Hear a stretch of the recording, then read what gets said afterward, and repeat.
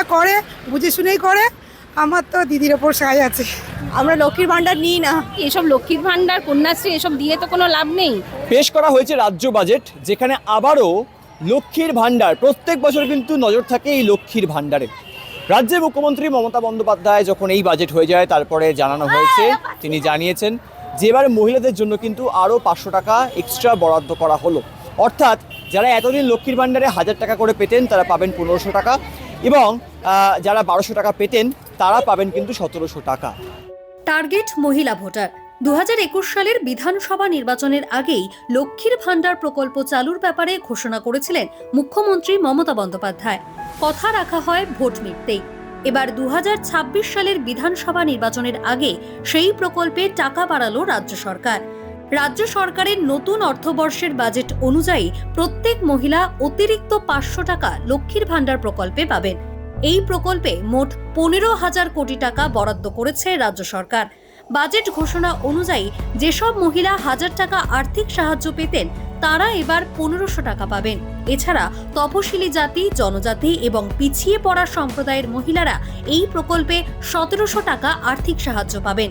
বাড়তি 500 টাকা মার্চ মাস থেকেই পাবেন মহিলারা, অর্থাৎ নির্বাচনের আগেই মিলবে বাড়তি টাকা। লক্ষ্মীর ভান্ডার নিয়ে বাংলার মহিলারা কি ভাবছেন সেটা জানতে বেরিয়ে পড়েছিল এই সময় লাইভ।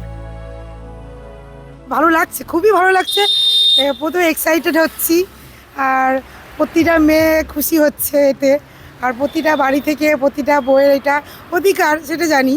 কেন প্রতিটা মেয়েরা, এই যে গৃহবধূ মেয়েরা এই যে ঘরে বসে আছে, একটা মাসে মাসে পাচ্ছে, এদেরও একটা হাত খরচা হচ্ছে।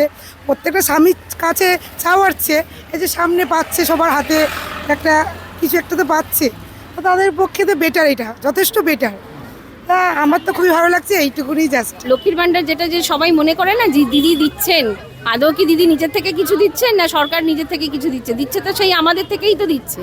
এই যে এই ডিএগুলো বছরের পর বছর এগুলো ডিএগুলো যে উনি দিচ্ছেন না, এগুলো তো দিলে তো এই যে আমরা তো মানে ধরুন মধ্যবিত্ত ফ্যামিলির আমরা, ওই যে ছেলে মেয়েদের স্কুল কলেজে কত খরচ, এগুলো দিলে তো আমরা তো সচ্ছলভাবে থাকতে পারি। এসব লক্ষ্মীর ভান্ডার কন্যাশ্রী এসব দিয়ে তো কোনো লাভ নেই।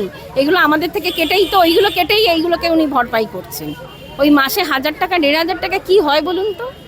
কি হয়? কিছু হয় কি? এই ছেলে মেয়েদের ভালো নামি দামি স্কুলে পড়াচ্ছি, ওদের ভবিষ্যৎ কি? ভবিষ্যতে কোনো চাকরিই নেই। যাদের প্রয়োজন অর্থের তারা যদি পায় ঠিক আছে, কিন্তু যারা ওটাকে কি বলবো মানে প্রয়োজনের অতিরিক্ত পাচ্ছে, সেটা আমার মনে হয় ঠিক না। এটা দেখে শুনে আমার মনে হয় দেওয়া উচিত, যে কাদের প্রয়োজন তাদেরই দেওয়া উচিত। দিদির কোনো কথা হবে না, দিদি খুবই ভালো। আমার তো দিদি যা করে বুঝে শুনেই করে। আমার তো দিদির ওপর সাজ আছে। আমরা শুনলাম প্রত্যেকের বক্তব্য।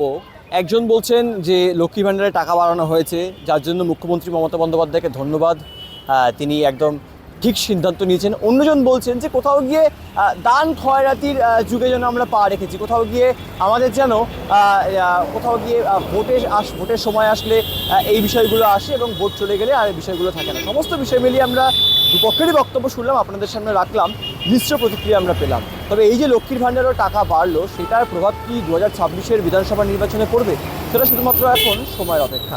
ক্যামেরায় প্রত্যয় মুখোপাধ্যায়ের সঙ্গে সুব্রজিৎ চক্রবর্তী, এই সময় লাইভ, কলকাতা।